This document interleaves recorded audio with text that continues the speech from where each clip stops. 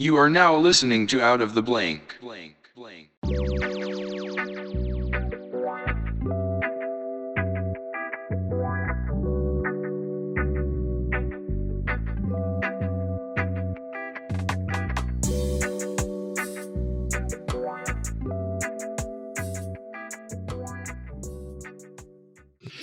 Welcome to another episode of Out of the Blank podcast. I'm here again with Mr. Robert Solomon. Oh man, glad to be here. Pleasure. It's nice and early in the morning. It's a good time to get the brain activity going. Thank you, Robbie, for having me on yet again. I look forward to our conversation today. So, dude, we just kind of hit on a topic that's actually really kind of interesting. So we both relatively get up pretty early in the morning. I don't sleep a whole lot. I don't know, like you said, you don't really sleep a whole lot. No, Now, sir. there's a theory that goes around that the people that tend to be up at night while the others go to sleep. Now, do you know what this theory is?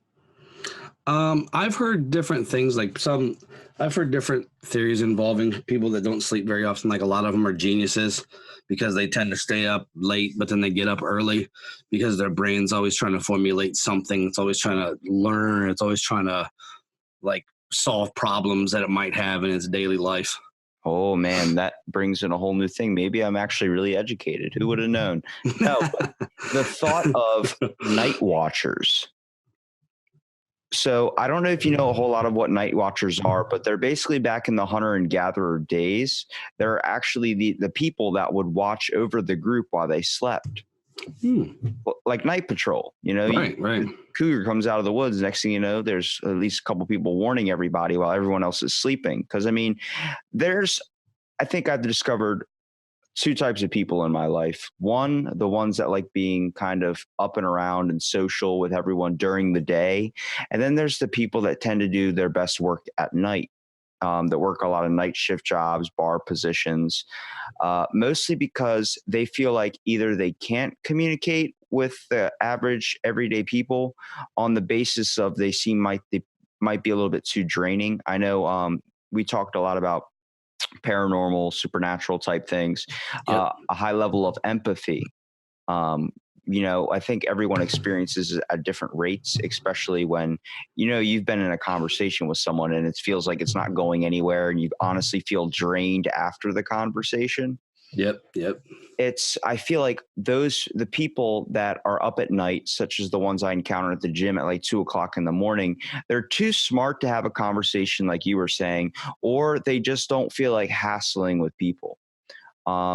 It makes sense. I mean, I do a lot of my best work sometimes really early in the morning. I'll go to the grocery store, not have to wait in lines, Right. be able to go up and down the aisles. I mean, before we did this at the bright and bushy morning, before the sun even rises up, I hit the gym and then I went to the grocery store. I got most of my stuff done so I can just chill for the rest of the day. Yeah, I'm kind of like you, man. If I could do it, I would go to the gym at 4:30, 5:30. My gym doesn't open until 5:30. So I'll try to do that here in probably the next couple of weeks. Just start trying to have like a Saturday gym routine because I really don't have a Saturday gym routine. Saturdays and Sundays are usually my rest days. I messed my shoulder up a little bit benching. What's a rest day? I don't know what a rest day. I messed my shoulder up benching a couple months back, so I've been rehabbing it, like trying to really work steady to get it back where it is. And I just finally was able to get back to my goal of bench pressing 300 pounds. And I'm getting back into the 200 levels now that I was at pretty deep into 200. And then I messed my shoulder up, so I had to rehab it. And now I just do whole shoulder days. I'll do a whole day of just shoulders instead of trying to cram stuff in. And I would like to be able to get into that gym bright and early because usually the only people that are there at 5:30 in the morning are the old folks. There's not a lot of younger folks there. They hit around 4:00, 5:00, after school. And so my since I've been going every day, my kind of time changes went all the way around the clock for the past couple of years.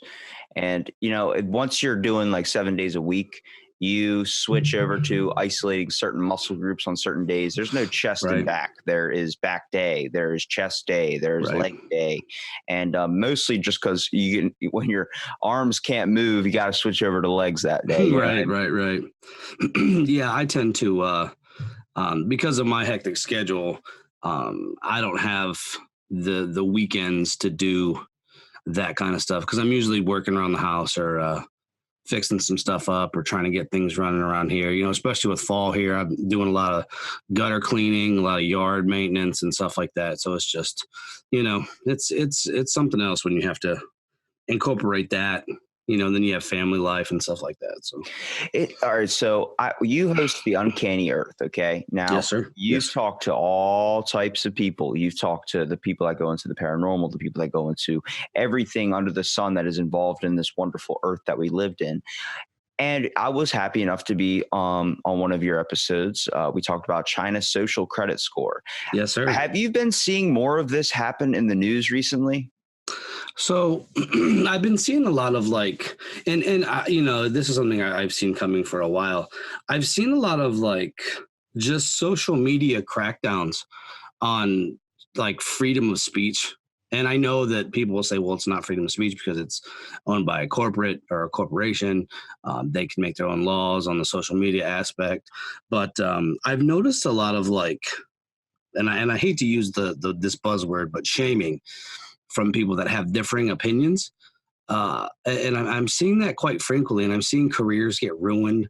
I see a lot of people that because they don't have the same opinion you do, they'll be like, call this job and get him fired. And I'm just like, it's really weird um, seeing like this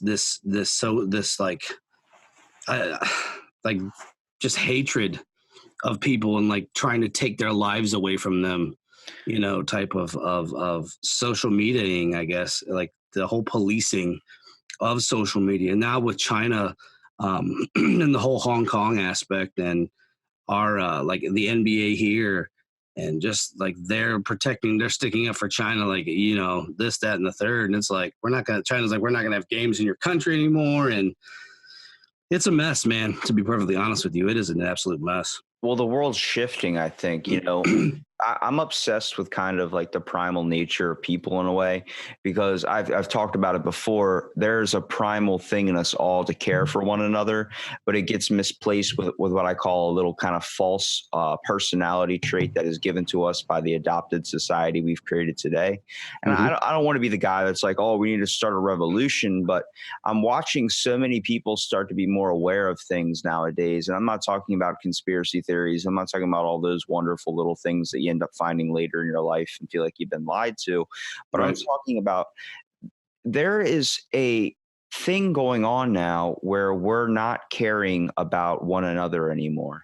And it's becoming very, very popular where people are starting to now notice it more. And I think we've become numb to it. Um, I've podcasted since the last time we talked with a lot of people and hearing different experiences and understandings of everyone's kind of view on the world. It seems like the question that always usually gets brought up is why are we choosing to be so selfish as people? Maybe not me and you specifically, but the common man seems to not care about their common man anymore. And I think it's just because we've hit an age now where we are a little bit suppressed as people when it comes to certain things. Obviously, creativity is still very, very suppressed, even though we have many, many outlets for us to get our creativity, inspiration, or kind of spark out there. But it seems like it's still kind of censored. So it's a little bit of what I would call limited creativity. Well, what I've noticed, like you said, is we live in a society of materialism. And anytime you have materialism, and that's not to start this whole capitalism, socialism type thing. I'm not talking about that. I'm talking about this innate sense that a lot of people have to acquire more and more and more and doing whatever it takes to acquire it. And once you start down that path, you'll push people out of the way. We see it with Black Friday sales. Excuse me. We see it with the latest iPhone. You know, I got to have this. I got to have the latest and greatest. So I'll do whatever it takes to get it. And then when they have it, they brag about it. Like, oh, I got this brand new phone. Well, that phone doesn't really cost as much as you're paying for it to make. It's made by some slave labor in a third world country somewhere. So, you're being a bit of a hypocrite, but they don't care because we're at a point in our society. And I like to call it a vain society because you see it on social media all the time. You see all these people that take pictures of themselves 24/7. There's a thing called social media influencers, Instagram models, things like that. So we're just becoming more vain. And the more vain you become, the less you care about your fellow man.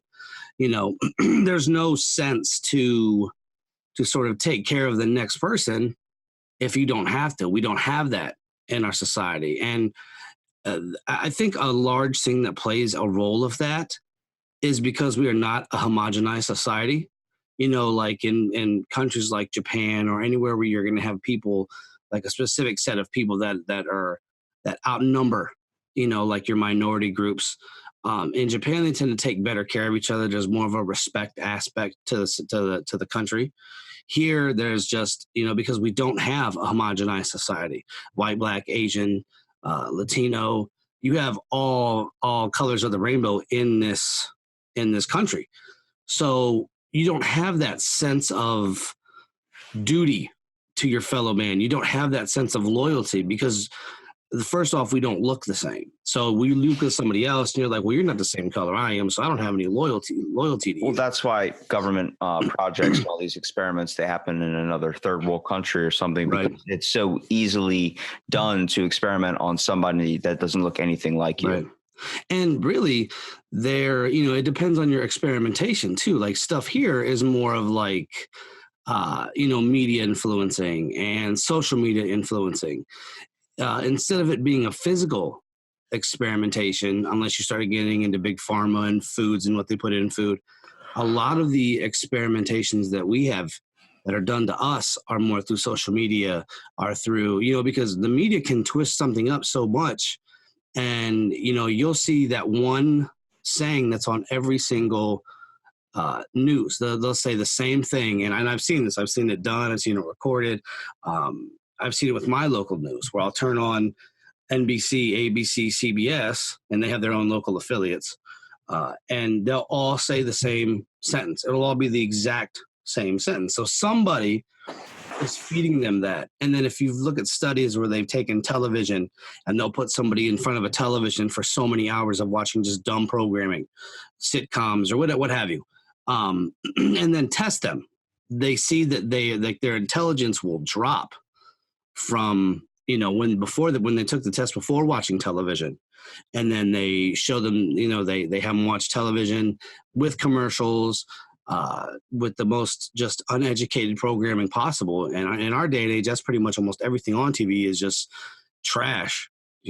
I mean, I always brought up the question, who was ever the person that would take the time to do a census test, like one of those surveys, something like honestly, who really sits there and fills out a survey when it comes to your door, gets sent in the mail? No, you throw that right in the trash.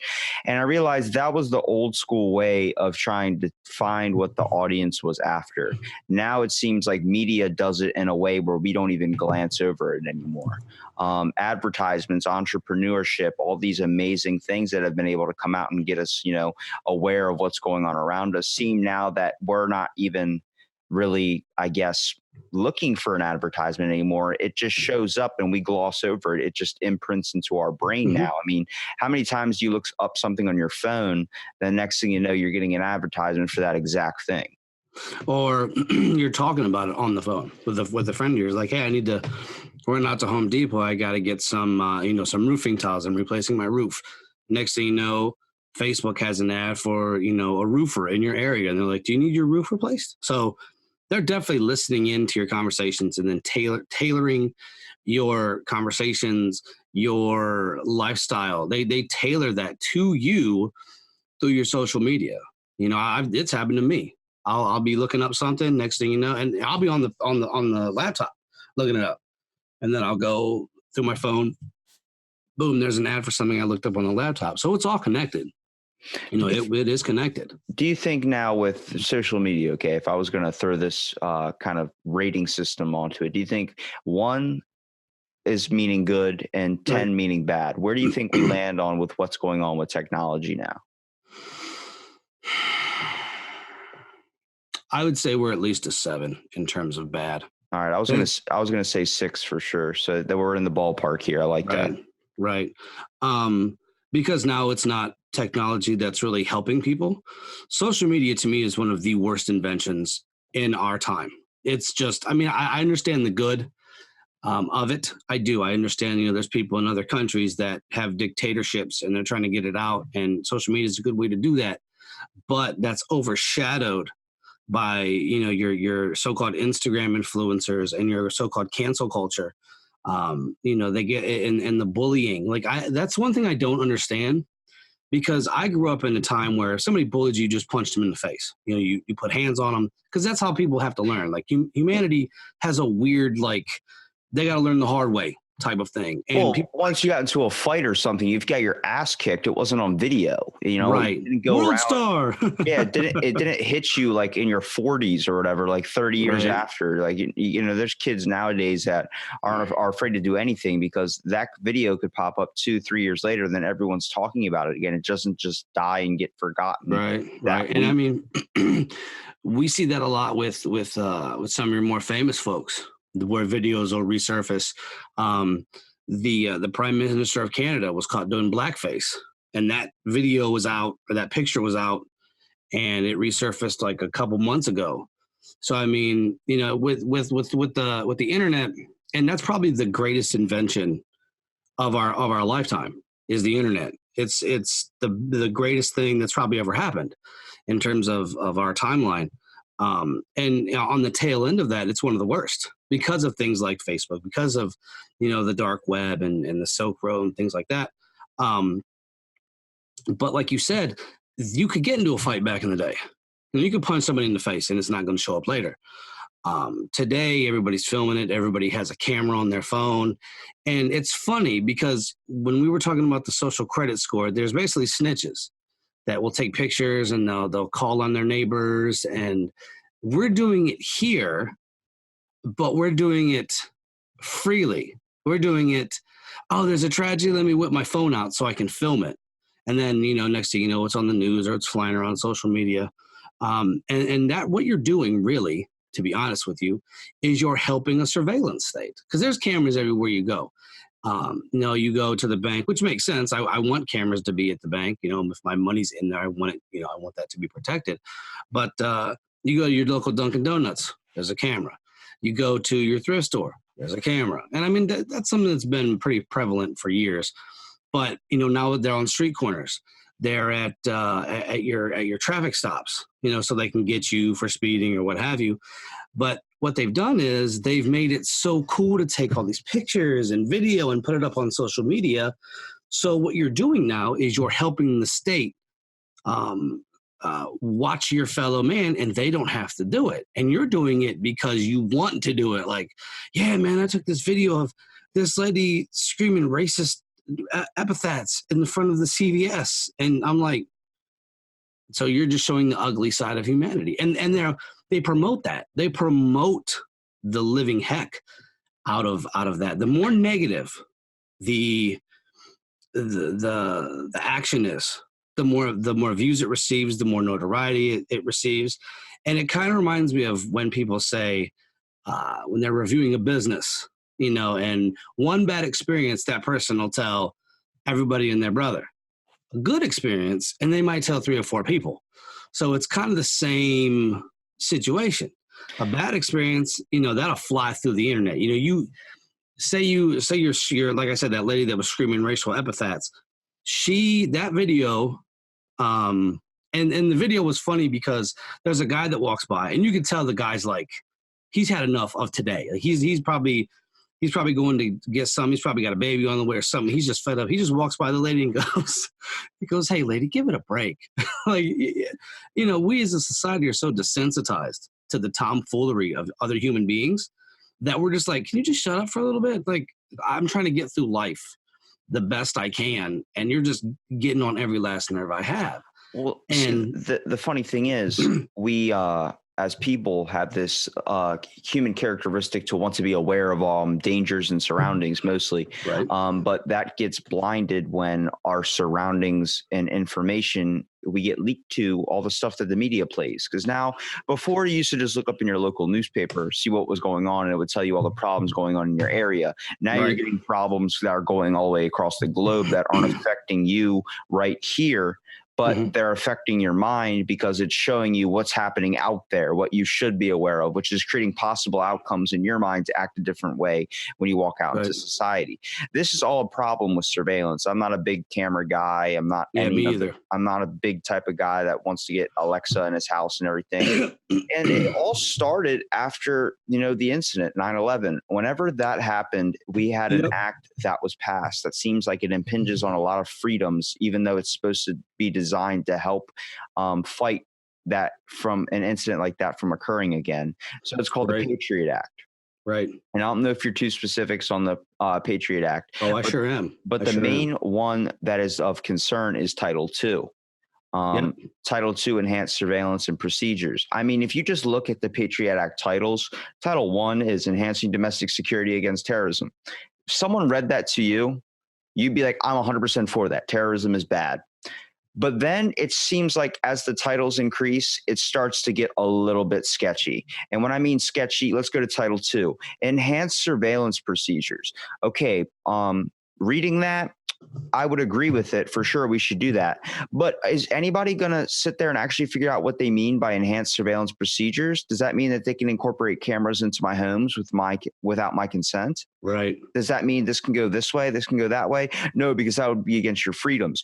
You never asked that question though. You're just Right. you're automatically assuming that it's only for public places for your protection. You never assumed if they're going to actually install something into your house. Right. Right. And It takes it to a whole new level. well, think about it like this too. They don't even have to install in your house.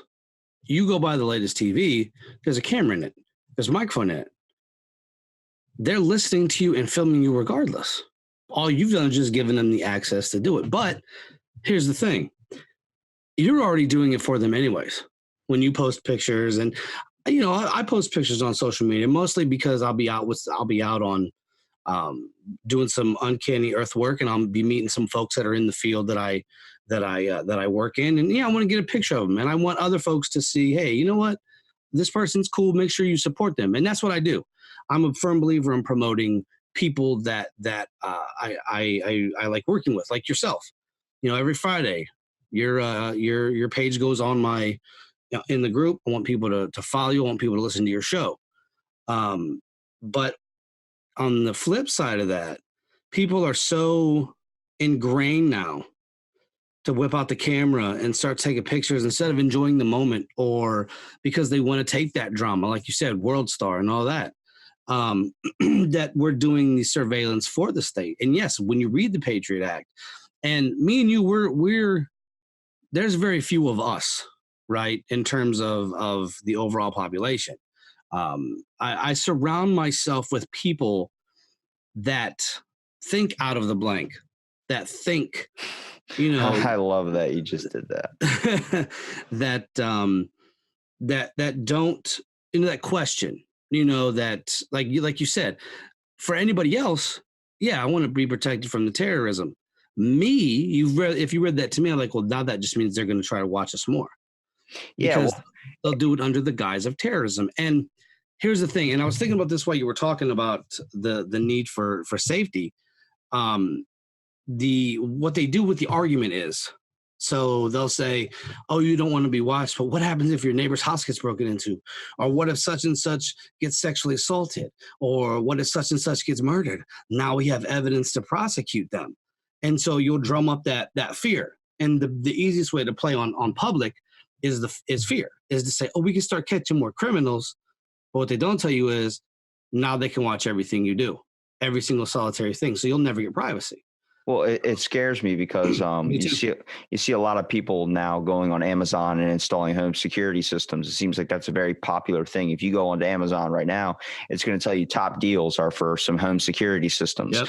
And if we look through even farther into the Patriot Act, Title I think it's 6, says providing for victims of terrorism, public safety officers and their families. Okay, now you hear the family side of it, you hear the public safety officer side of it, and you hear victims of terrorism. Yep. But who's labeling these people as terrorists in the first place? Yep. Because terrorism is basically just acts that have a political connotation, violent acts that have a political connotation to them. And that could be you're technically a terrorist if you speak out in a movie theater while it's playing. Yep. That's a form of terrorism to the civil rights of someone supposed to be paying perfectly good money to watch a movie. All right. So now this seems like the line for terrorism. Everyone has this kind of stamped view in their brain as being a bomber or some type of insane terroristic act that we've had in our past, when now terrorism has become so new age where you can call anybody a terrorism if they just disagree with your opinions. Right. And the definition here, I pulled it up for us: the unlawful use of violence and intimidation, especially against civilians in the pursuit of political aims. That is such a broad definition of a word that can ruin somebody's life. You're a terrorist. And the reason they'll call you a terrorist because you have different political ideas than them. And maybe you yelled once and they thought that was intimidation. So aren't we already in a social credit system? It seems like like we're already being pretty monitored. We just don't have the label of being in a social credit system. China just seems like, hey, we're doing this because we're already living it anyway. Let's just have a new name for it and not keep the public to a blind eye. I mean, right. Title 7 seems to be the one that I have the most kind of problem with, because it says literally increased information sharing for critical infrastructure protection. Mm-hmm. Okay, me on my first kind of analysis, if someone read me that off a piece of paper, so it's like, oh, you're trying to create like a better government, like a better security system for our government, like build more infrastructure by getting more information, more kind of data for us to be able to look at. Okay, well, as we've noticed coming into, we're heading into 2020, it seems like now the primary things that are mostly running our government now are strong leading corporations such as Google, such as, all these mass kind of selling advertisement, whatever, giant corporations seem now that they're very involved into what the government is doing. And it seems like the government now, they have a Google Home, they have an Alexa, they have a version of this that does the same exact thing and still gets their data sent somewhere or stored somewhere. So now when you're saying increase the information sharing for critical infrastructure protection, you're basically saying we're going to make Google and all these other types of businesses bigger and better. Yep. And look at Title 5, removing obstacles to investigating terrorism. Am I an obstacle? I have no clue. Who deems me an obstacle? Yes. Well, you might not be the obstacle. You might be the terrorist. I just want to be a popsicle. That's all. I just want to be a pop star. That's all. I just want to sing. I'm a Barbie girl in my Barbie world. Wrapped in plastic. It's fantastic. Yeah, I know that song. I know. Fool.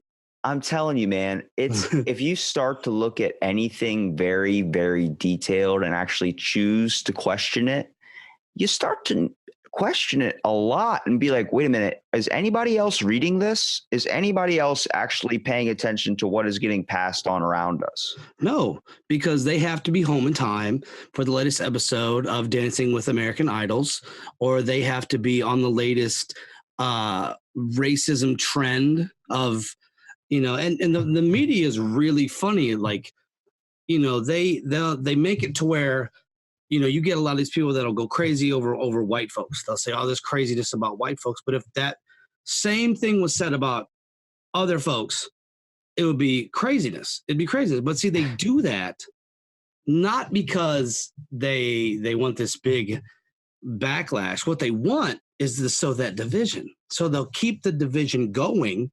And what better way than just make it a white and black issue or a white and whatever issue, because people look different. So they'll just throw that out there. Then they have drama that pretty much involves that. They'll put characters out there that say racist things. Then what they'll do they'll just keep people's eyes focused on that. They'll keep people's conversations focused on that, right? Then they'll start passing little bills under your nose. They'll start passing these little different laws. Oh, here's a new tax. Where does the money go to? Don't worry about that. Here's a latest episode of Racist McGee Says Racist Things. Oh my gosh, I got to get home in time for that. Does he do dancing and does he sing too? He sure does. Oh man, I can't wait for next week's episode.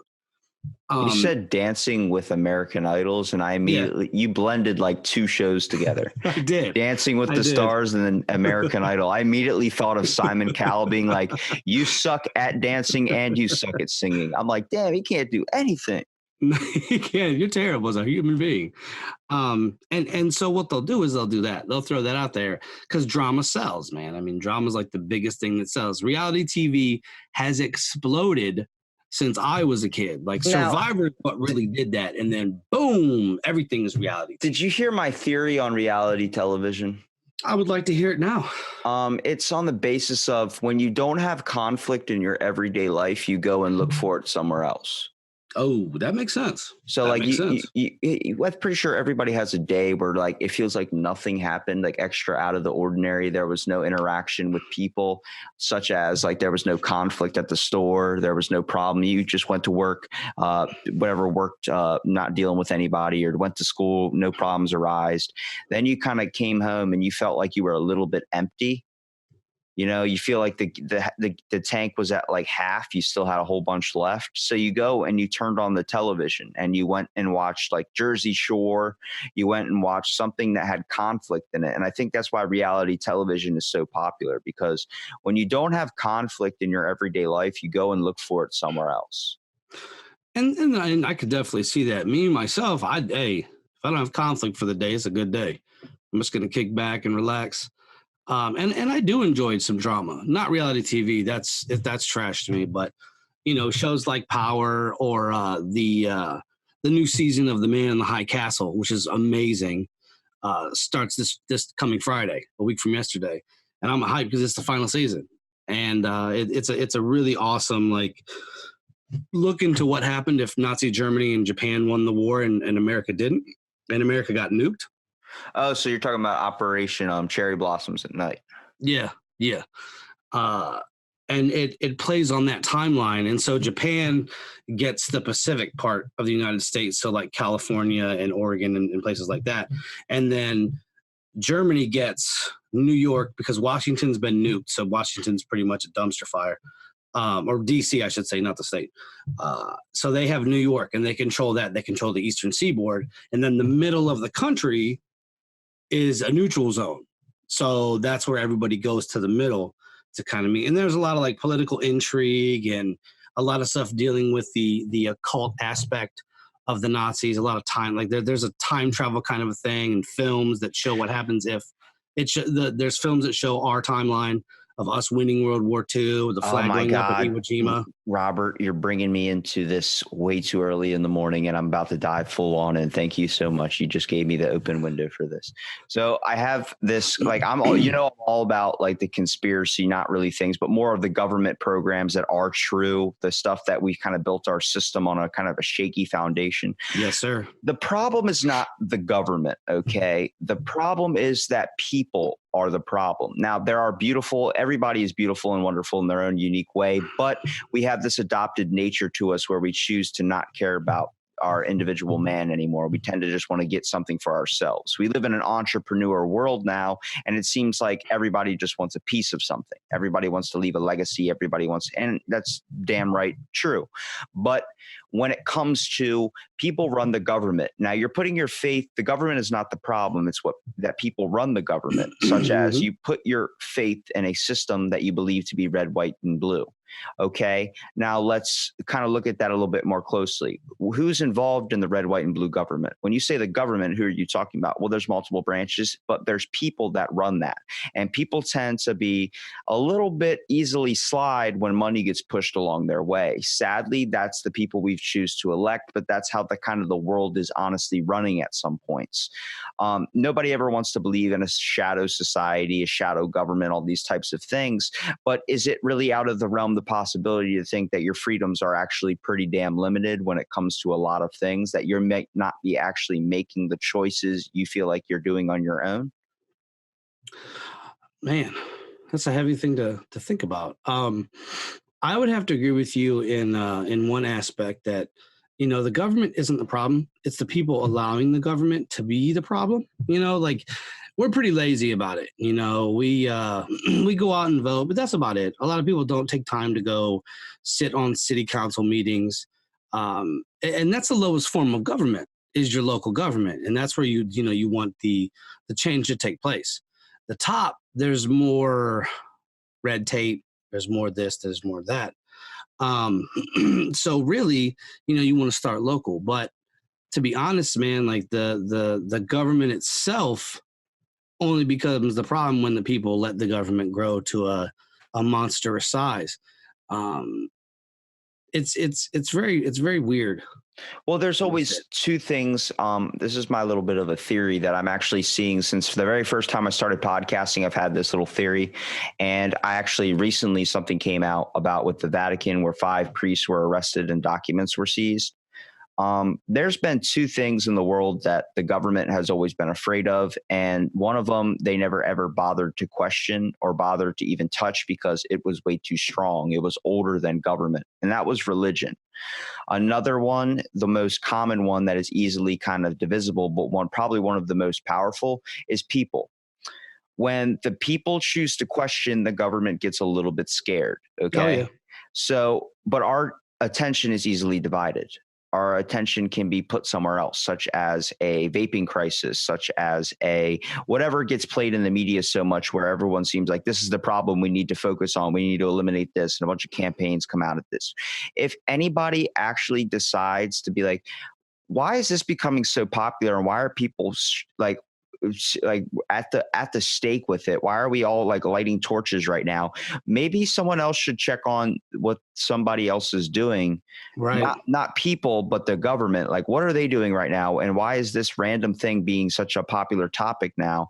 And then you look and you find that the government is doing something that nobody is looking at because our attention is divided somewhere else.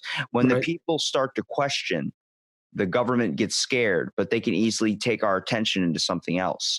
But the government has never been able to touch religion. It's never even bothered. It's like that's no. That's dark territory. That's restricted content. We don't go over there because that's just bigger hassle. If you mess with the church, you mess with a lot of things. That you mhm, also mess with the people. So when they went into the Vatican and they arrested 5 priests and they took a bunch of documents that were seized, and this was just a couple months ago, this has never ever happened before. We have never seen the government ever test religion. And I think now it's becoming at a point, and this is why I say people are pro Trump.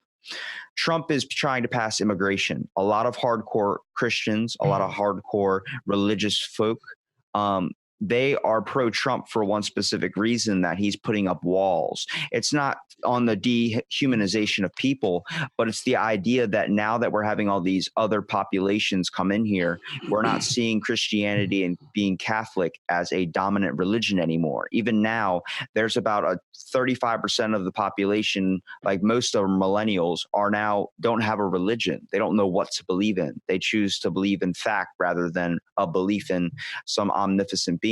So Christianity is at a low point compared to what it's been throughout history.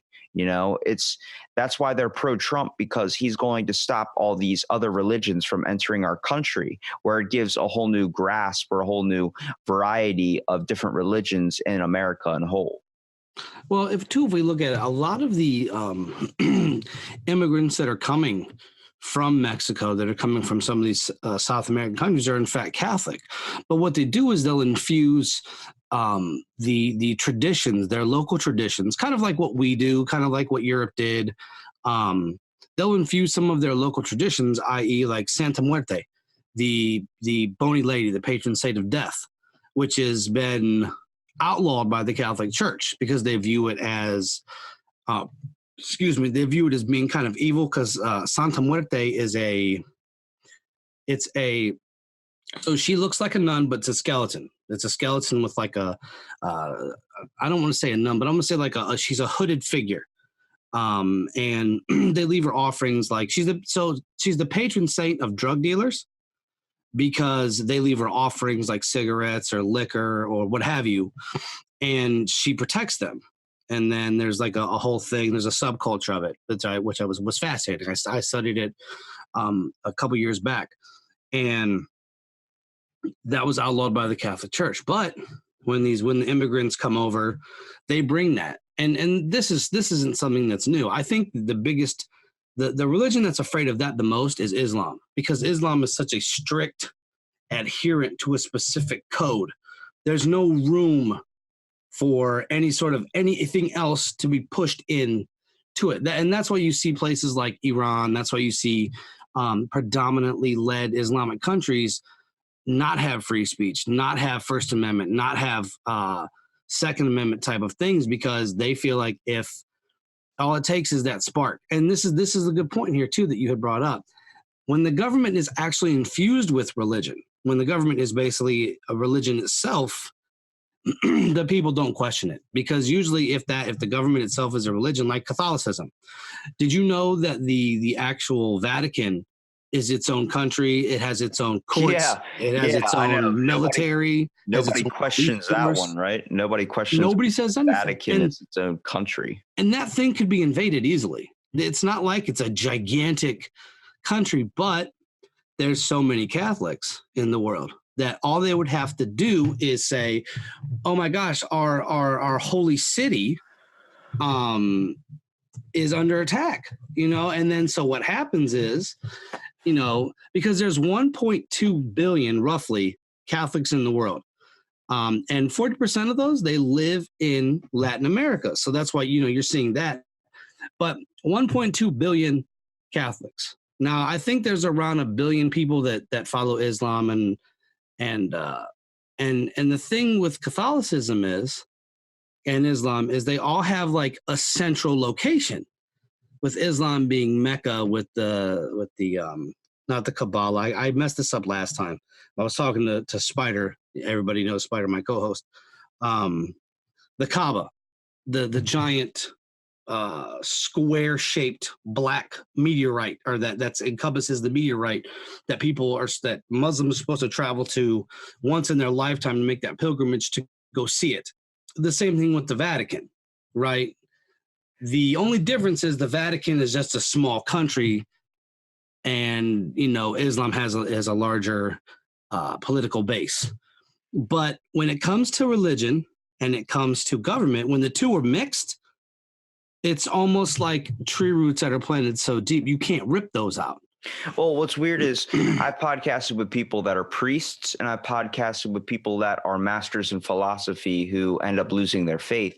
And it seems like the main question and the sides that I've noticed with talking to these people were, when you're involved in it and when you're agreeing to what they agree with, you're in the group. But once you start bringing up a question, once you start bringing up things, they isolate you. They want you out of the group. Yep.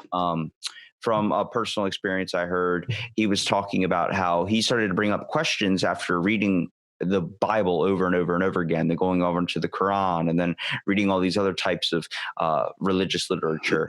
And he started bringing up questions and asking about certain scenarios and certain things that were depicted in the book. And immediately, instead of getting an answer besides like, just believe or whatever, when he started bringing up more and more questions, they pulled him aside and let him know that he was no longer allowed to be at the church on the question that he was messing and infringing onto other people's beliefs. It seems like we're creating when it comes to religion, I do say, there's a benefit to it. And there's also a little bit of questioning that should be involved, because as humans, we're naturally curious. And it seems like it's now went from the original good belief form to what it used to be, to turning into what I would call a hive community or hive society. Yep. We live in a world, our education system, our working system, anything that is systematic in our life is now seemed to be structured to pump out this templated person of a gym that works a 9 to 5. Now, I know you and I know myself pretty well. We're not the person that can sit in an office all day and work 9 to 5 every single day without wanting to bash our head against the wall. On the concept of our brain is hardwired a little bit differently. Yes. I talk about the education system could easily be fixed if they just, at the time the kids reached middle school to almost maybe high school, you gave them a test and said, what would you like to learn if we could give you these specific things? Gives you 100 to 200 topics, whether it comes to computer analysis, whatever. If you choose a bunch of computer stuff, throw him in computer classes. Okay. Don't give him wood shop. Don't give him things he's not going to enjoy and he's not going to want to learn. He's going to fail the class. Give him something or give her something that they're going to want to do. Yeah. And that makes sense, because standardized testing is what ruins children. They stop that curiosity early. They don't want your child to know about certain things, certain events that have happened. There's things that I didn't know about well until I graduated high school. And I was not I was a pretty poor student in high school because high school wasn't about learning. It was about cliques. It was more of a social test than it was a test of your mental faculties. And for me, it wasn't well until after right before I started college, because I was always a reader. I was always well read. I always loved history. I always understood how things worked. But the problem was high school wasn't designed to teach you knowledge. It was designed to see how you fare in a small population so that they could prepare you for the big population of the world. It showed you how do you deal with bullies, with peer pressure, this, that, and the third. And there was little time for books. Now, of course, you always have those folks that just somehow they got out of high school without having to deal with the peer pressures and the social aspect of high school. They were able to keep to their studies and they didn't get bothered too much, and they didn't fall into those trappings. But many folks, especially nowadays with the bullying going up crazily, it seems like they want you less questioning and more accepting is what I would say. They want you to accept things and not question them. And you bring up a good point with religion having a hive mind. When I was growing up, I was I wasn't, but I went to a lot of Free Will Baptist churches growing up because that's what we were. And we were Baptists when I was young. And then we started understanding how the church worked, and that didn't shake my faith in God whatsoever. It just showed me how human beings are and what happens when human beings get power. And the one thing that religion gives to people, good or bad, is power. That's why if you ever notice, many times in churches, the main focus, of course, is the pastor. And so they'll set him up, and then it surrounds, and people will hang off every word. I went to a church out in Cuyahoga Falls that is it's more apostolic, and by apostolic they do a lot of speaking in tongues, a lot of laying of hands. And the crazy thing is, so in the Bible it says you're supposed to have an interpreter, because all tongues they weren't a bunch of gibberish that people spoke. That's what they do in these apostolic churches. They'll just speak a bunch of gibberish. But what it was is, so say you're from Asia Minor and I'm from Greece and we don't speak the same language. Speaking in tongues was meant to be so that you could understand what I was saying if I was preaching. It wasn't some just random gibberish quoted off like they do at these churches where they wail and they fall on the floor and do all this and just put on a show. It was meant to be for people who didn't speak the same language. Well, I asked about that. I said, you got these people speaking this language, and it's no language I've ever heard. And, I'm not a linguistics expert. I couldn't tell you all the languages of the world, but I kind of know gibberish when I hear gibberish. And I asked him about that. I said, it says you're supposed to start speaking and, you're supposed to translate. You're supposed to have somebody that sits off to the side with a microphone or what have you, and kind of says that in their language, or if they're speaking in another language, like they do with the UN with the headphones. That was immediately just shot down. Like, it was immediately cut off. They threw me some nonsense. And from that point on, I was like, okay, this isn't for me. This isn't, because if you're already telling people don't question that, and that's really minute, really, to be honest with you. But they're telling you don't question that. Leave that alone. Okay, you've already isolated me. I'm good. It didn't shake my my faith or my foundation. It actually built it up stronger, because you're supposed to discern. You're supposed to try to see, okay, who's speaking the word and who is over here just trying to make money off of it. And some allegations came out that the head guy was doing some things with younger men, and a lot of that didn't come to fruition in terms of like prosecution and things like that, because it was so far in the past that it was really just a bunch of he say she say. But we knew people, me and a buddy of mine knew people that went to this church that these things happened to, all in the power of religion. And that's the thing. Religion is so powerful, like you said, our government won't touch it because of the mental power that it holds over people. If they would invade the Vatican tomorrow, you would have riots in the streets, you'd have uprisings. So, and I'm sure these people cleared this with the Pope first. I'm sure they went to him and said, hey, you got to give up some people. It's bad. Some things are cracking down. We need some people. Okay, here's 5 priests. Take them. I don't need them. I can go get 5 more. And there's something to be said, because you basically have you have a trained army there at the Vatican itself, in Vatican City, but you also have a trained army around the world. So if you can lose 5 people, right, and then go pick 5 more people, like it's nothing. Like it's just everyday promotions at the old job site. There's something to be said for that. And that's why governments won't go after religion, because especially something like Catholicism with 1.2 billion people. Now, of course, they'll go after little cults because nobody cares about them, right? Go in, snatch them up, get rid of them, whatever. But you have 1.2 billion followers at your disposal. Now, not all of those will go and do your bidding. Some of them will discern and say, I'm not going to do that. That's wrong.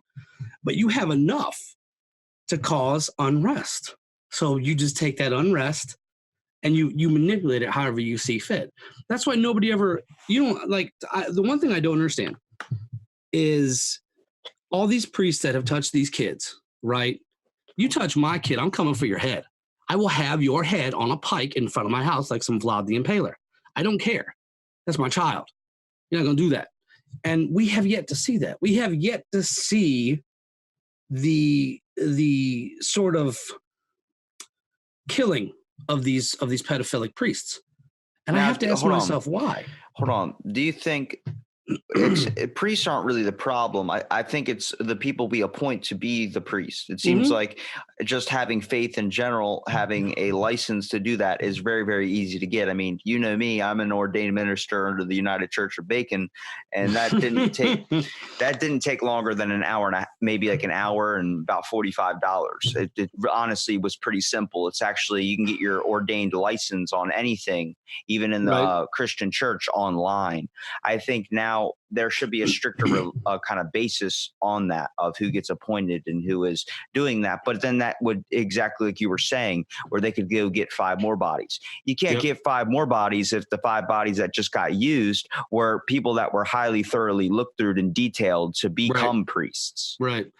And the thing is, a lot of them, so a lot of people don't know this, but if you go into a Catholic church, you'll see pagan aspects of the church, and I have friends that are Catholic, so I don't take that kind of stuff to friends who believe in certain things. I don't do that. I'm not that guy. I'm not that jerk that's like, blah, blah, blah.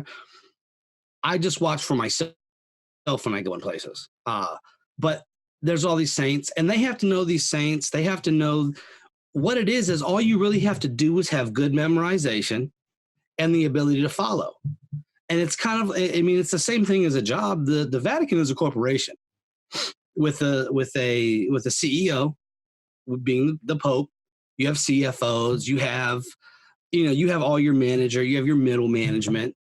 They'll just dress it up with archdiocese, or they'll dress it up with, this, that, and the third. So they have a corporate structure. And like you said, it's easy to go get 5 more bodies when those 5 bodies just need to have good memorization, take a couple tests, right? But let's put it like, say you have 5 good engineers. we'll say they all getting implicated in something. You have to now go out and actively find 5 other great engineers, go through their background, go through their schooling, go through where did you work before? Why should I pick you as a candidate to say, build this bridge for us? It's not just memorization at that point. It's can you apply it? And I think if we did the same thing with religious figures, we would have something. But at the same time, you're still not going to negate the sway that these people have. I'm not a fan of organized religion. I never have been. It's trouble. Because when mankind gets religion and they can manipulate religion, that's when people suffer. Instead of having small groups, I'm always a big fan of the Bible study groups, the small 5 or 6 person groups that can sit and have a straight conversation where nobody is the leader, nobody has sway. People can just actively ask questions, get questions answered. Think about these questions. Think about the answers. Go home, write some stuff down. Take it back and say, okay, so I thought about this. What do you think about this? Oh, that's a good topic. Let's sit down and research it together without trying to ostracize somebody, because church culture is a mess. I lived it for like close to probably a decade to a decade and a half, maybe.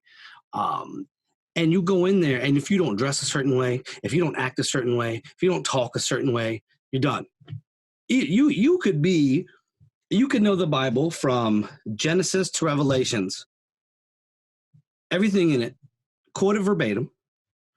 But if you don't have a suit, or you're shabbily dressed, or maybe you have some poor hygiene issues, you're ostracized because you don't fit that perfect narrative. Right. Even though Christ himself wasn't attractive to look on, even though they'll paint all these pictures to make him look like he's in an action movie, he wasn't attractive to look upon. It even says it in the Bible. But well, we're making past mistakes, I think, is a lot of it what it is. But like we were talking about before, detailed reporting, all these types of things that increase security and all this awareness. Right.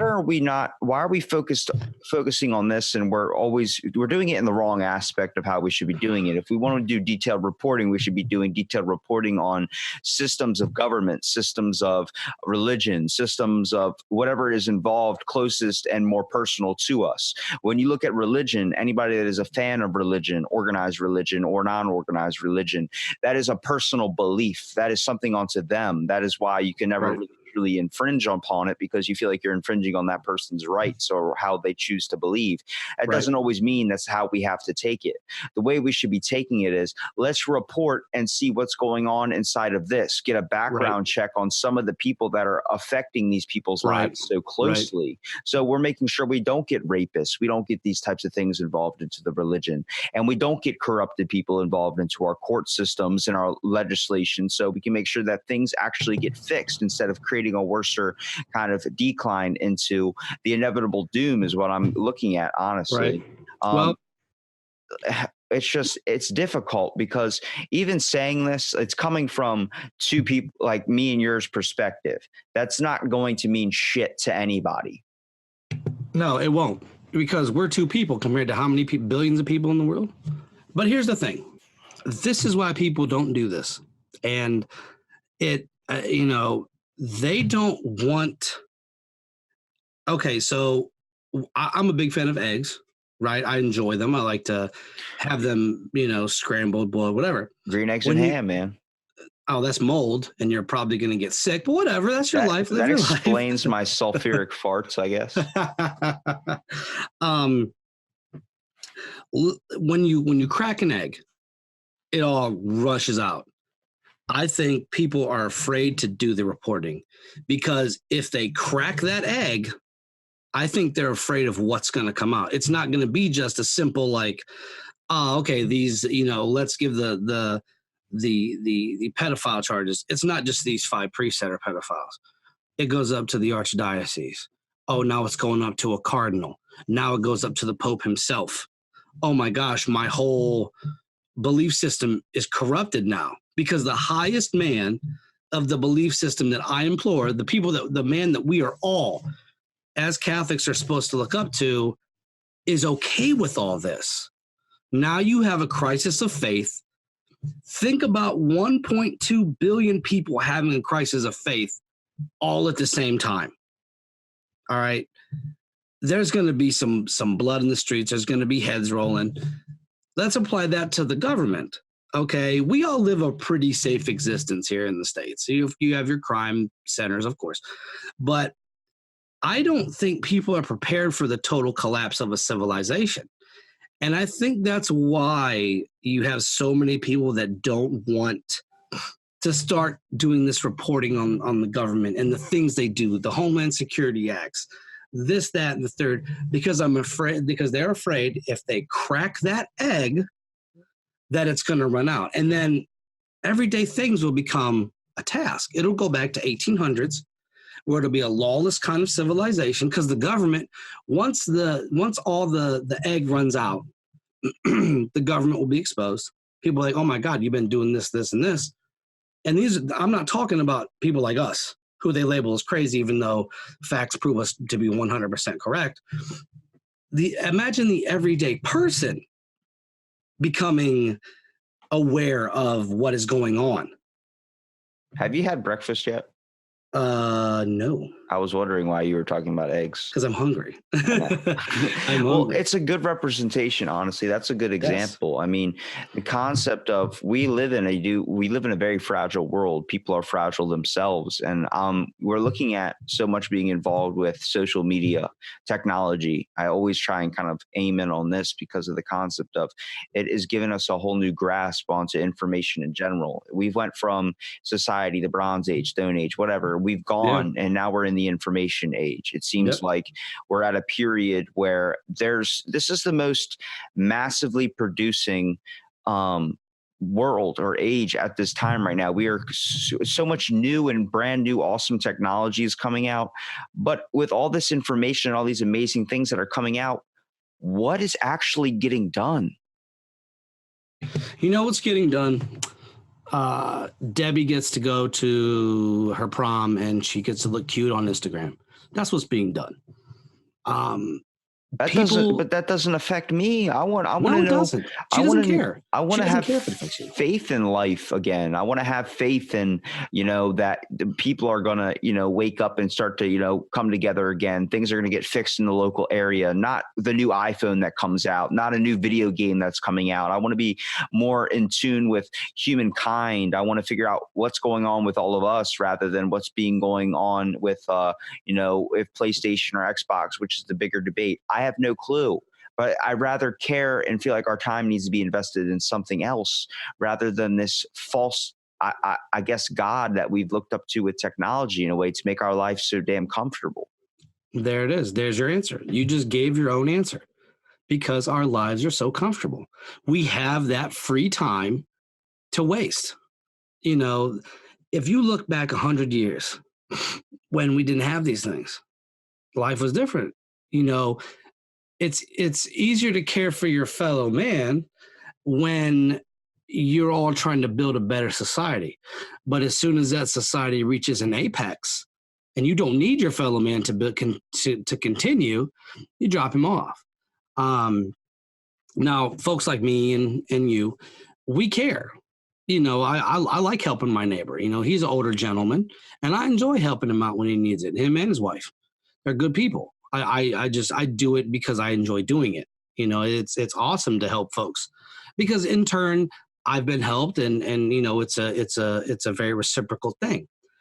But this day and age, there's nobody that has to worry about where they're going to get their next meal from. Even the homeless don't have to worry about that in the United States. They have shelters for that.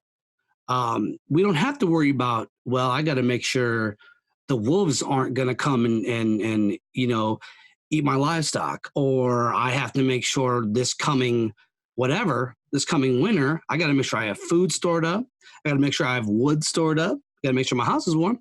Got to make sure my kids don't get sick. I got to make sure they're educated. I got to make sure my wife has the necessary vegetables and meats to make our dinner, so we have food to eat. I have to go to town. Town's going to take me a couple days to get to. I got to restock up on provisions. I don't have a car. I have a horse and a wagon loaded up. I got to get back without getting robbed on the way back by bandits. When you don't have to worry about your life 24/7, you become complacent. Until we see, and I hate to say this, I really don't like to say it, but I think this is going to be the only way you see this happen again. One of two things is going to have to happen: a national disaster or the inevitable collapse of society, of our civilization, before you will see mankind reverting back to helping one another. And it's not because they want to help one another. It's because they have to help one another in order for civilization, for humanity to continue. Well, that's always the example I use, is that why is it when a nation goes under severe stress or hard times, such as a terroristic threat or something, is the only time we can ever drop the bars on race, politics, all these things, and choose to help one another out, because we realize there's a bigger problem going on. And it really puts into perspective that the things we choose to hold or, give so much credit to be stigmatized, such as race or such as politics, these little petty problems don't really mean anything in the big picture when it comes to our lives and people being on the verge of extinction. And it's funny you say that, because like you said, you can't go a day on social media or regular media without the subject of race coming up, without the subject of politics, of right versus left paradigms coming up, because that conflict issue that you said, people like that. People like having the conflict, and it won't be until society collapses, because both of us have studied history. I don't know to what extent you have. I've studied civilizations, past, present, not future, because I'm not from the future. You could be. Yet. Could be. Maybe. You don't know. We're from Mars, bro. I still think about that to this day. Don't keep thinking about it. I'm going to have something coming out on that. So I've been doing a little bit of behind the scenes research. But it won't be until the inevitable societal collapse that mankind wants to help one another again. And it won't be because we want to. It'll be because we have to. And we see that now. If we really wanted to help each other out and do better as a civilization, we would throw away the connotations of race. We would throw away the connotations of this right versus left mentality. And we would go to places like Fox and CNN and MSNBC, and we would grab these corporate overlords by their necks and throw them out into the street and bring actual reporting, actual news, issues that affect us out into the open. But we do not, and we will not crack that egg, because we are afraid of having to do what our forefathers did. There's I don't know how many of the younger generation, and this isn't me trying to just the younger generation. I don't know how much of the younger generation could actually deal with what the generation of the 1800s had to deal with. Kids had to help the family. You had to get up, you had to make sure the farm's good, got chores to do. And I'm not knocking that, because now kids are a lot more comfortable. They can be kids, which is a good thing. I'm for kids being kids. I'll always be for let kids be kids. Don't push all this political, gender, whatever nonsense you've got onto a child. Let that child be a child. They don't need your trash. All right. They don't need us giving them the trash mentality. Let a child be a child. And we have hit a point in society where we can actually let a child be a child. We don't have to worry about, having to take one bath, and everybody in the family has to take that same water. We can just take a shower, the water drains, we take another shower, so on and so forth. We're at a complacent point in our society, and the generations, I don't know if they could handle that. And that's not to say that they couldn't pull themselves up and make it happen. We as human beings are very resourceful, and we have pulled ourselves out of situations before, but on a mass scale. Because what you're going to do when society collapses, you're creating lawlessness.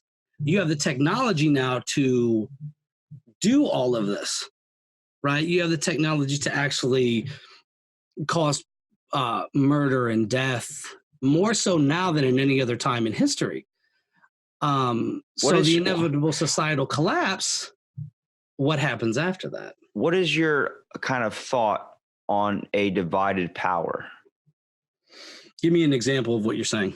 Like, we have all these main things that we have been bringing up through the conversation about these giant forces, these people that are running are people like they're rats, have obviously they seem like they're on a higher pedestal than just the common man. Such powerful forces in our government, such powerful forces in any business, such powerful forces. I mean, it could be your own boss, It's the concept of, do you think that power, much like power tends to do, it corrupts? It's corrupting people. So why don't we just split the power? We lead our nation under one person. It's too much power for any man. And whether it's run by one guy or a shadow society or not, it's too much for one thing. I believe that everything should be a form of agreement between multiple different parties. First of all, everyone should get their opinion thrown in there. I understand in logistics or whatever you want to say, when it comes down to having a bunch of people running, there's going to be a bunch of people swaying different sides. But I think that only increases your perspective. I think we need to also get a party that is involved, that is hearing the far right, the far left, and at the same time still in the middle, just trying to see both perspectives and find a common ground that everyone can agree upon. The problem is trying to get everyone to agree, but also the problem that seems to be more of an issue is the capability of power and the way that our system is run with this power. It is very, very corrupt. It is like taking a moldy penny. It's not easily, I guess, good to look at. There's too much of an issue when it comes to power and who should have it. Who's to say one person should own it, and who's to say that it should be divided amongst? I know for one thing in my life, I would never want to have any power at all, on the concept of, I think I would lose my originality. I think after a while, maybe a couple of years, maybe a little bit down the road, it's going to do what it inevitably always does, and it corrupts. Now, you bring up a lot of good points here. The first, I think the biggest thing we have to kind of go through is the fact that if you start setting up these groups, right, to hold power, and the crazy thing is, I think it would work if you broke up the population. But what you're doing then is you're basically giving states country rights instead of states having state rights, and then they all report to one entity. The problem there is you have all these states. So now say like places like Nevada, Idaho, Iowa, Wyoming. Now they're all countries. They're no longer states. What is to stop them from uniting and then in turn basically revolting, taking over the states around them? Thus, you end up having another superpower, or you have another war, and you have all these skirmishes. Because the one thing that I think is great about this country, about having, a president, about having, all the states in one country, is that you don't see the revolutions happening for like, now there's been some crazy things like Texas once wanted to become its own country. And California wanted to become its own country. Absurdities, right? Because it just wouldn't work out like that. But if you broke all the states up into countries, or just broke up the United States into its own, districts, right? You'd have to have leaders of those districts. Those leaders have to sit down with the leaders of the other districts because you're going to have. So people in New England are going to need crops. Well, the Midwest is where a lot of that happens. You're going to have to go to the Midwest, the district of the Midwest, and talk to them to have crops shipped into your country. Now that you have just straight countries, they can set up trade blockades. So say people in California have the technology. Well, they need it in the Midwest, but California doesn't like New England because New England did something to them, right? Well, now you have trade blockades. Now you're going to have more war. You're going to have more problems. I think a good option, if it was feasible, Okay, if this was feasible, 100% feasible, that means no corruption, and so that's why this is just more of a theory than it is an actual thing. I think a one world government would be the best thing for the world itself. And what you would do is you would have each continent provide for the other continents in a certain way. So, Africa, for instance, Africa, you could feed the entire world with Africa. So, what you do is you set Africa as being the food source of the world, and you have the food shipped out. I mean, people could still grow their own food and things like that, but you would have Africa be the main source. So then you have the US be the technological capital where all the technology happens. You have, you have different things set up for different districts, and so you would have regions or districts, and then there'd be, you know, leaders there, and then they would all kind of report to a one world government made up of folks from those districts. I think what the key point of that would be to then consolidate our knowledge. So now instead of the U.S. and Russia being at odds with each other because the media tells you to not like them, China being open and not having to worry about their government doing these social credit programs. Now you have great minds linking together from different cultures. You know what I mean? And so now you can make things like space travel very, very possible and very, very much needed. To me, a one world government would be the best thing for us. But, and this is the part where I get into this part. The corruption, humanity themselves are the reason why it wouldn't work. Because now, if there's any dissension in a one world government, now you basically have to put that down immediately. And then you're going to be looked at as the villain. You know what I mean? And so there's too many corruption problems, too many corruption issues. But to me, I think a centralized one world government would be the best thing. And I know a lot of folks will be like, oh, that's conspiracy. That's crazy. Blah, blah, blah, blah.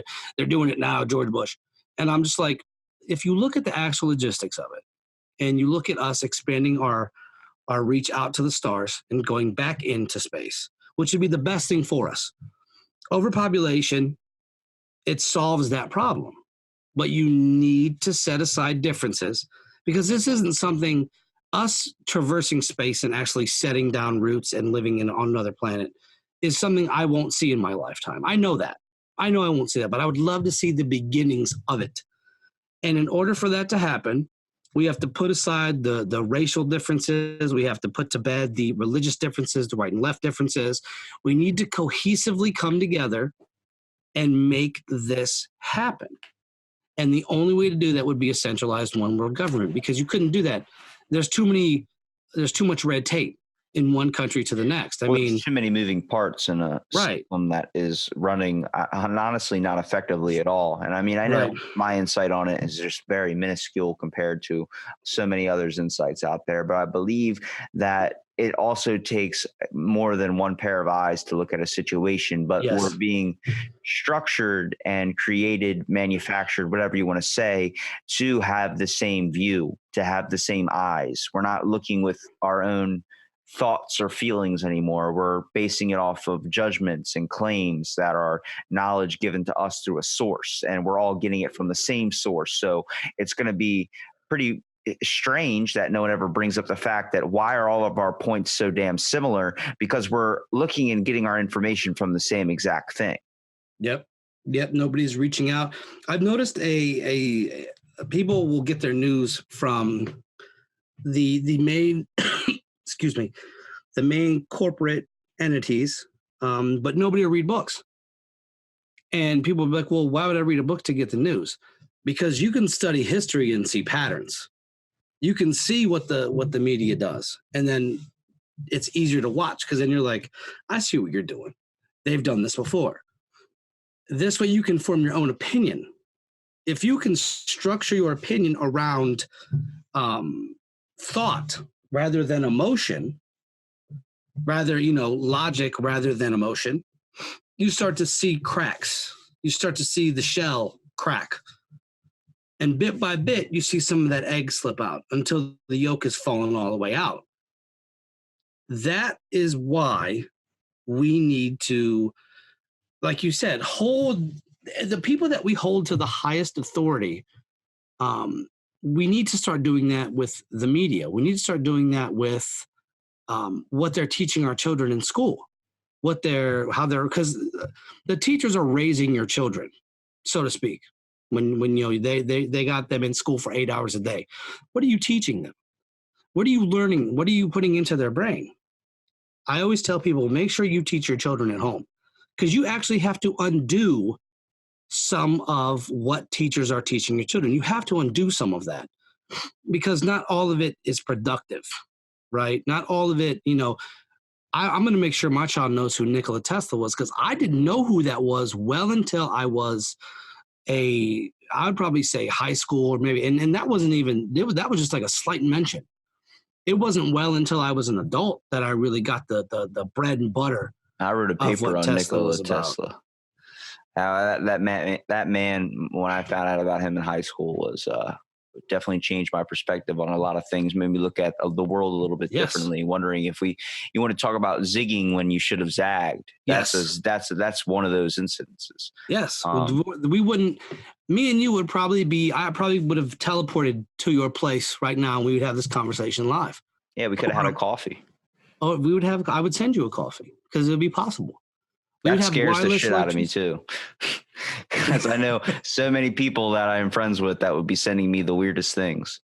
Oh yeah. You would definitely have to have like blockers. You know what I mean, on the things that, and then you would have friends that would just send you tedious stuff. Like, I found this random bottle cap. I'm sending it to you because this is cool. This is cool technology. It's like, I don't have any more room for stuff in my house. I'm sending you a couch. What? I don't need it anymore. Here. Hey, yo, there's this awesome foosball table, and I think I want it, but I don't have anywhere to put it, so I'm going to keep it at your house. It's like you just walk in, there's a foosball table. It's like, all right. At least I can play foosball now, but I don't have anything to play with. Hold on, I'll be right over. You got to keep running to each side of the table. I keep scoring on myself. This is terrible. I hate this game. But yeah, I think like you said, you should have zigged when you zagged. What we need to do is unlearn. We need to deconstruct from social media. Spend time with your fellow human being. Go have a conversation. Go sit like we're sitting now, albeit over the internet, but have conversations with people. Because to me, and that's why I love your show so much, because that's what you do. Your Out of the Blank is basically just sitting down with people, anybody. And I got somebody for you to talk to, by the way, and I think it'd be a good fit for your show, and I'll get with you on that here in a bit. Having conversation, that's the start of fixing society, is with conversation. Having a conversation with people who are not bullheaded. These crazy right and left folks that just all they do is get mad about Trump when they wake up, or they get mad about Democrats when they wake up, and they just yell all the time at the TV. They're the outliers. Always remember that, people. They're the outliers. They are the outliers. The regular folks that do the 9 to 5, that have right and left principles, they'll have conversations with you. You're always going to get extremes, no matter where you go, no matter who you talk to. You're always going to have those crazies, and the media will show the crazies because they want you to believe that that's what they are. They want you to believe these people, these right and left, are crazies. And I've got people on social media, on the friends list that have those kind of like viewpoints, but I don't engage in politics with people that I don't think can handle the conversation. To me, politics and religion are two personal things, unless I can hold the conversation with you without insults, without getting mad. If I can hold that conversation with you, we'll have that conversation. But I think the things we need to have conversation, whether it's politics, whether it's religion, whether it's just how's your day going, whether it's, oh yeah, I got this nice sod I'm about to lay down here on this grass. I'm going to have this grass because I'm going to have my yard looking great next year. I've already got plans for that. That's another show. You have the Christmas lights up yet? No, those will be up probably within the next couple of weeks. I usually do it about 2 weeks into November, about the middle of November. I had them set up since July, bro. I'm not surprised. Christmas in July. It's Christmas in July. Every day when you walk up to my house. My my pops, he's big into Christmas, and so am I by association, and I love it. It's my favorite time of the year, honestly. Um, so I'll have those up here in a couple weeks. But the conversation, man, that's it. We need to start having dialogue with one another. Get your face out of the phone. Get your face off of that TV. Get your face away from the game. I mean, it's all fun to play games. I'm a big gamer. I enjoy playing all kinds of games. I'm playing some PS1 stuff. Um, I'll probably play that a little bit when we get off. But the thing is like I like to sit down and have conversations with folks. That's why we have guests on this Uncanny Earth, so I can get sort of what you believe in the spirit world or what you think conspiracy wise. Robbie here, you get on, you can talk about whatever. You want to talk about something? Let's talk about what you want to talk about. And the conversation could go anywhere. Yeah, thought before we were going to be talking about what we had an idea was the Second Coming project, and then we went off onto something completely different. I think I am jealous of the people that can write a structured list for their show, but it has never been about my personality to be able to do that. The one thing I really don't like about trying to get guests for my podcast is the fact that every time I message somebody, they don't either pay attention or they just want to get something across that they're trying to promote, which is fine to do so, but that's not going to be the basis of a conversation. No. You run into those people in your everyday life that just sit there and go, yeah, I wrote a book. Okay. We get it. You wrote a book, but can we ask like, hey, how's the weather going? How's this doing? How's whatever, just start having a conversation again.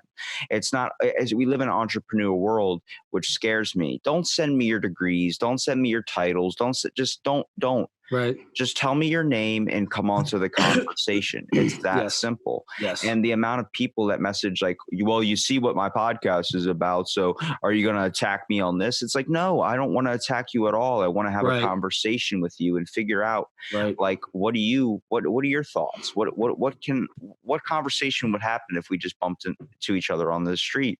And through that process, like, it's messaging, it's doing all these things. And I'm so fortunate when I come across like a golden person, someone that really sticks in my mind, which all people do, but ones that are out there doing the things and seeing life from a whole nother perspective, and also helping out others to getting their things started, such as yourself. I mean, the amount of credit I have to give you to sharing and reposting and getting other people's content out there and creating a more of a positive environment for this stuff, where you would see a lot of people in the business industry decide to go in the worst aspect of it and try and belittle or buy out someone's corporation to make sure that they don't become anything, because it's all competition.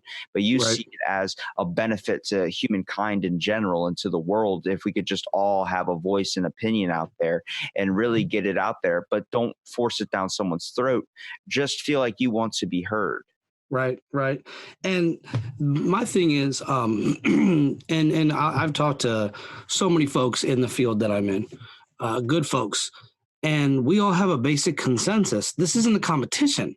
I'm not out to shut down another paranormal podcast. Matter of fact, get at me, link with me, let's build together. I'm a big fan of building together, because this pie that we all are eating is big enough for everybody. There's big enough for everybody to have a slice of.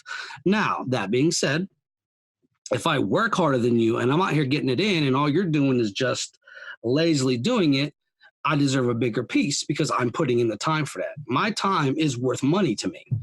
At the end of the day, I love doing this Uncanny Earth. But at the end of the day, I want to get paid for it. At some point, I'm going to get paid for it. And that's not by stepping on other people. That's by building this thing and growing and networking with folks, so that when I do, let's say, put a book out there, or I do a conference where I'm speaking, people will want to pay for that. They'll want to see me succeed, and they'll want me to do more and more, and they'll give to the Kickstarters for the trips that we take. But then we'll give them the content. We will give them what they love, because to me, this isn't something that I want to become a greedy corporate overload with. I don't want to do that. I want to make the money so that I can take these trips, so that I can do these investigations, so that I can go meet other folks of like-mindedness and meet different people in the field that I'm in. That's what I want to do. And maybe I get to live in a halfway decent home, or I get to enjoy a little bit of the fruits of my labor. but I'm okay if I don't become some billionaire, if I don't become the next Zach Baggins. That's okay with me. I think that's a great note to end on. Really, is humanness, I guess. I mean, you show it the best aspect with what you do. I think there's so many wonderful things about the Uncanny Earth. I love the guests that you have on. I love listening Thank to you. your conversations. I love the structure that you do with it. But I love your beneficial attitude towards society, and it does make sense. Like, we talk about putting in what you get in what you put out, or you get in what you put in, whatever.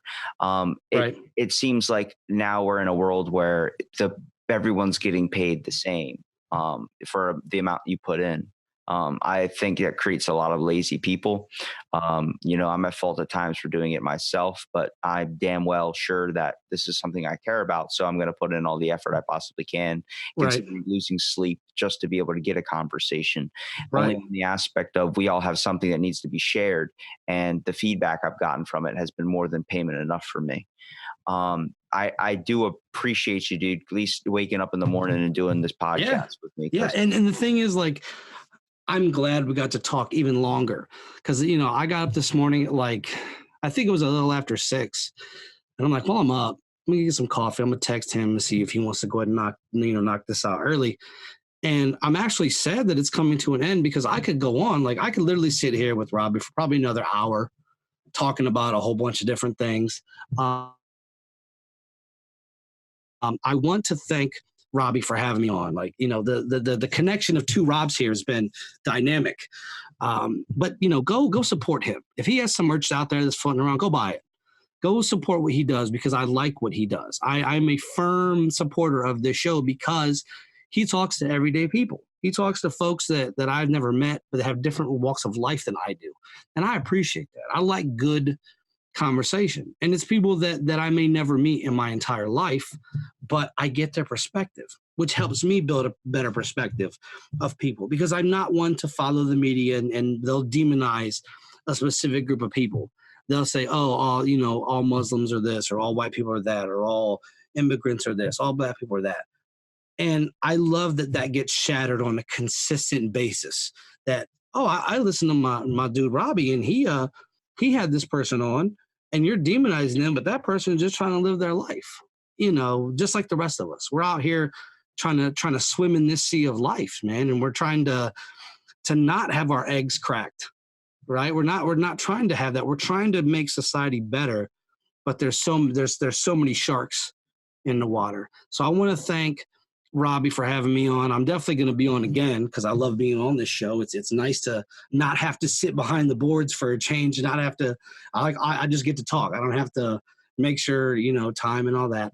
So thank you to Robbie. Support what he does. It's fantastic what's going on with him. Look, man, we agreed on $15. All right, I don't have any more money. Listen. Send me the foosball table. We'll call it square. Well, if Nikola Tesla's running, I could probably be able to do that. But I do want to end it with an out of the blank note. I do want to say, you said we're all want a piece of the pie. We're all this pie. What? Yes, sir. What pie, dude? What type are we talking here? Because there are blueberry, some pie. Man. Blueberry? I don't think I've ever had a blueberry pie. You're missing out, bro. I had pie for the first time like 2 years ago. I had pumpkin. Oh yeah, pumpkins. Oh yeah. Get blueberry. Go to try to find if you have an Amish community that's near you, head down. Go get a pie from them. Hold on a sec. I'm sorry. That an Amish community, just go out and find one. I got to try and do that. Yeah, because they'll do roadside pie sales. My neighbor's a Mormon. Neighbor's a Mormon that makes bread. That's a good start. See if they'll make you a pie. Will it be the same, or do I have to go full on authentic Amish? I mean, just you want to get a homemade pie because it doesn't have all the preserves that keeps it for a long time in a store. Get yourself a homemade blueberry pie. They're not as sweet, which is great because I don't like overly sweet cakes and pies. I like muffins. Muffins are all right. Chocolate chip muffins are the best though. Banana nut, bro. Yeah, no, I don't like nuts in bread. I don't like nuts in pies or cakes. You got like a peanut allergy? No, I just don't. Because I love peanut butter. I just don't like nuts in cakes or ice cream or pie. It's gross. I like nuts by themselves. Handful of walnuts, handful of pistachios, by themselves. I don't want it all in everything else. Like I'm good with or trail mix, things like I that. had to stop eating trail mix because I never used to eat it before. But for like the past 6 months, I started noticing that I was getting more aggressive to people. Like when I was out in public, I was getting a lot more of like, I guess, testosterone in me. It usually gets burned off in the gym. So I asked my trainer, or not my trainer, but one of the managers of my gym. And I was like, have you ever looked up like the correspondence to like eating more like trail mix and kind of nuts that increase like male testosterone, like almonds and stuff? And he was like, yeah. And I was like, does that affect like actual levels and stuff? He goes, yeah, you can tend to be a little bit more aggressive. I'm like, that explains so much because I never used to eat it before. Now someone hops in when I'm doing a set, I'm like, get out of here. I start barking at him like a dog. Like, I'm like, why is DMX here? DMX, what are you doing? What? Well, hey, Robert, I appreciate you being on the podcast, yes, man. Sir. And I want to yes, give you sir. here a minute at the end, obviously, to promote your content. All right. Well, after I clear my throat here, I run a paranormal, supernatural, metaphysical, all that wrapped into one beautiful podcast titled This Uncanny Earth. www.spreaker.com/This Uncanny Earth. That's the main site for the show. You can find it at Apple Podcasts, Podbean, all your favorite podcasting locations. This week coming up, we have Ron Lanham and Joe Perdue. They are joining us from the wild and weird West Virginia company. I don't know if it's coming. I have to ask them that, but they create a whole bunch of cool artwork, things like that. I've gotten a couple of their prints. Two great guys. They got a convention coming up in April that I will be at. I will be attending. I'll be doing a live podcast from there. So hopefully some of you folks, if you can, drive on down to West Virginia, Logan Conference Center, and that'll be next week.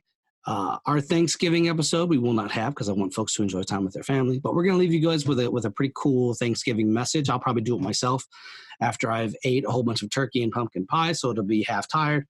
But yeah, check us out there. We have T-shirts for sale. Join the official Facebook group, This Uncanny Earth. It's pretty awesome. Robbie's in it.